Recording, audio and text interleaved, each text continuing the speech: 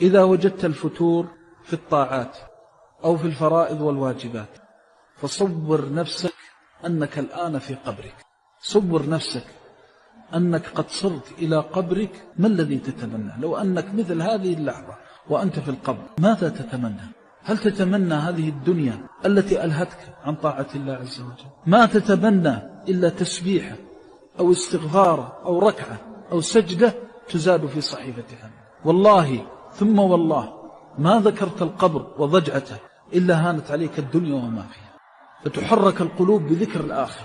هذا يهون عليك الدنيا ويجعلها حقيرة ويذهب عنك كل شيء يقطعك عن الله جل جلاله. من تذكر هذه المواقف شحذ همته. قل هذه سبيلي أدعو